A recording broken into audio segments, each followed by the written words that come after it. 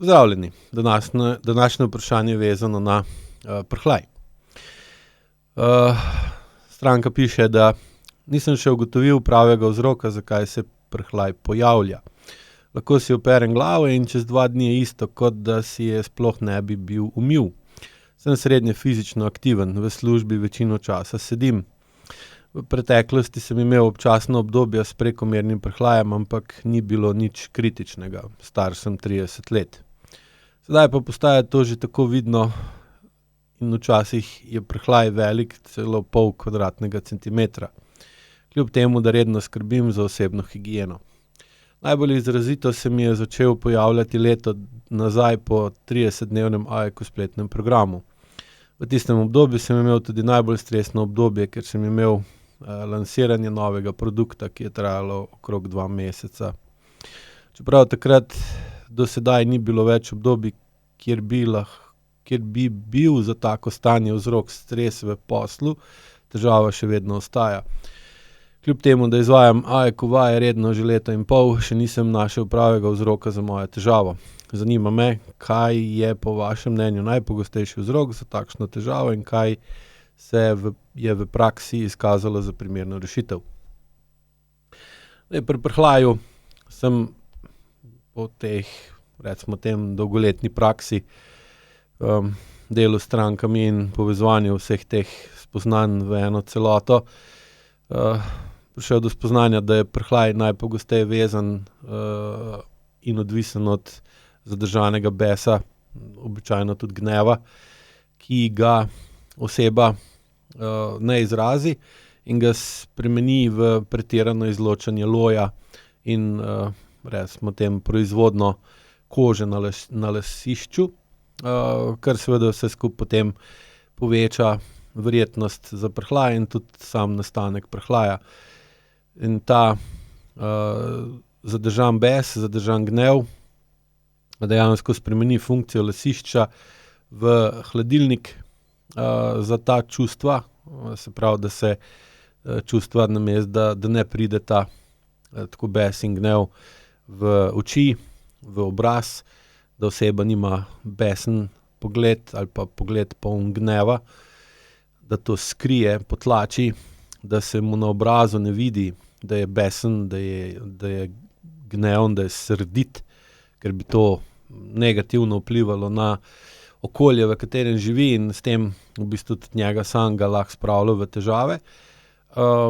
Se v bistvu ta energija, ki prihaja po hrbtu, po zadnjem delu vratu, prek lasišča v njegov obraz, v lasišču spremeni v drugačno obliko in povzroči močnejšo produkcijo loja oziroma maščobe iz žlez lojnic. Vemo, da maščoba ima visoko kalorično vrednost, se pravi, je ta mastno lasišče, ki ga v bistvu oseba dobi, zahteva kar konkretno količino energije, da se ustvari. Seveda pa tudi pretirana produkcija kože, ki se potem skozi vpliv glivic in srbenja začne luščiti dol iz lasišča in ustvari prhljaj, ki potem postane problem, seveda tudi zahteva določeno energijo.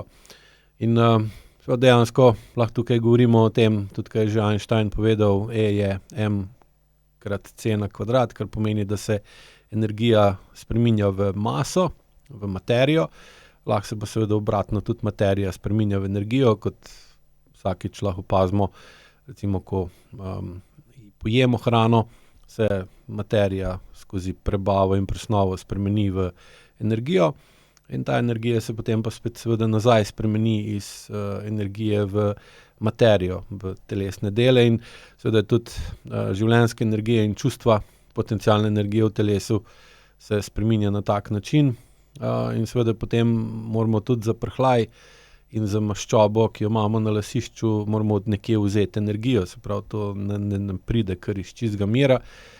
In iz AEK vidika, če se to pojavlja na glavi, je posledica tega, da je struktura lasišča in funkcija lasišča bila spremenjena zaradi tega, ker oseba uporablja ta del telesa za drugo funkcijo, kot bi morala biti po, recimo, za normalno uporabo.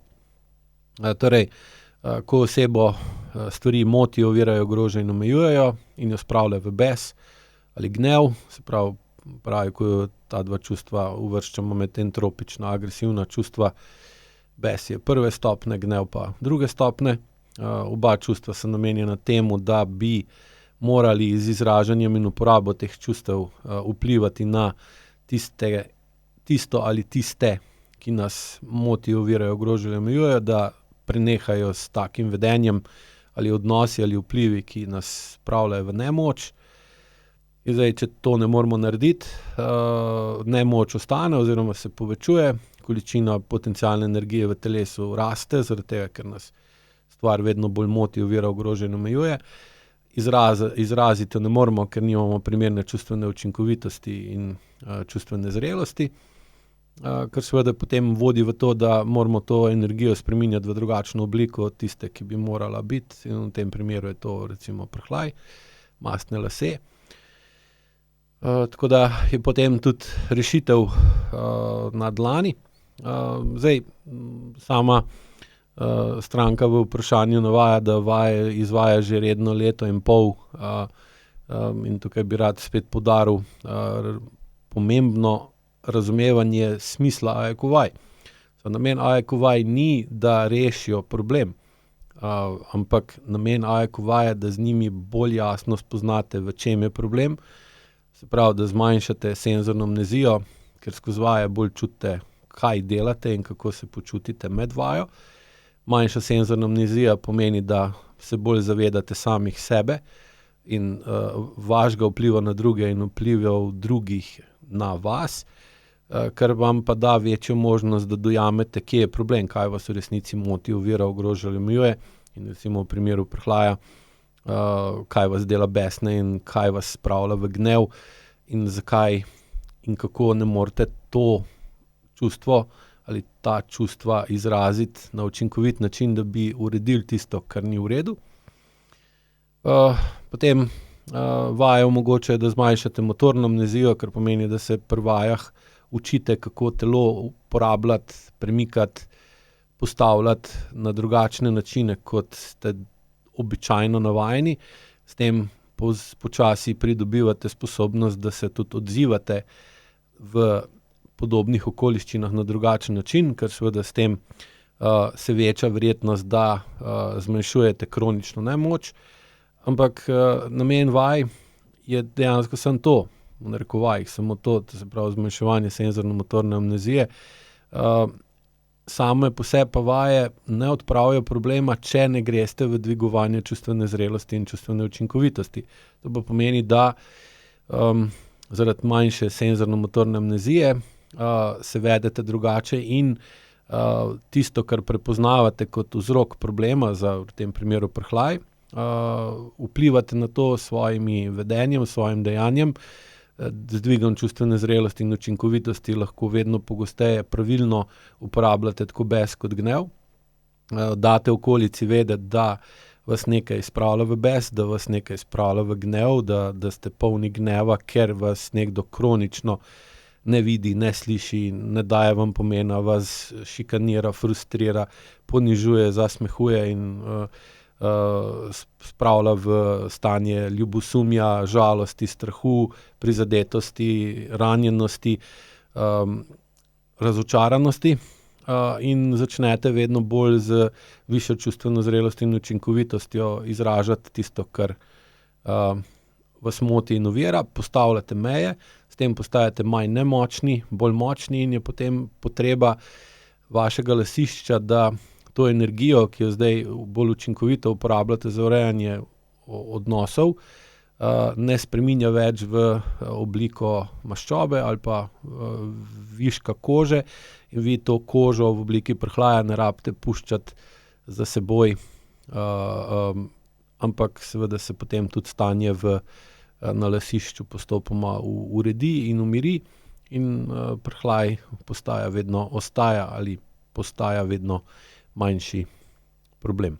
Vse to se pa uči na spletnih programih in tudi pri učiteljih AEQ-ja. Zdaj odvisno od jakosti je pa seveda primerno tudi zbrati primerno stopnjo učitelja.